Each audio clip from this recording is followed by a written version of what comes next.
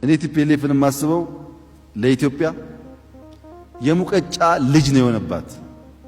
የሙቀጫ ልጅ እናቱን ካልወቀጠ እናቱን ካልረገጠ ስራውን አይሰራም።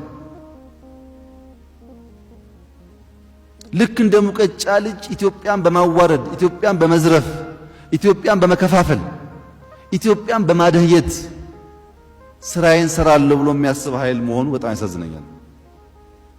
አካሄዱ ግን ቲፒኤልኤፍ በየተቋማቱ አምነስቲ በሉት ዩኤን በሉት ምናምን በሉት ኤጀንሲ ላይ ያለው ኢትዮጵያዊ አብዛኛው የቲፒኤልኤፍ ካድሬ ቤተሰብ አካል ላለፉት 30 ዓመታት ሰክስጓል።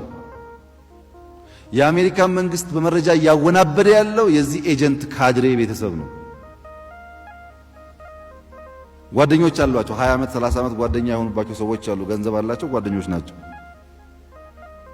ከ6 ወር በፊት ሎቢ ቀጥረዋል። ሎቢስቶች የሚባሉ አሉ። ያው የኮራፕሽን ነው ግን ቀጥረዋል። ለምን? የተዘረፈ ሀብት አላቸው። ኢትዮጵያ እንደዛ ሀብት የላት። ተዘርፋ እኮ ገና ለማስመለስ ጥረት የምታደርግ ናት። እነሱ በጣም ብዙ ብር ስላላቸው በየሀገሩ ሎቢስት ቀጥረዋል። ሚዲያ ገዝተዋል። የፓርላማ አባላት ቀጥረዋል። ይጮሁላቸዋል።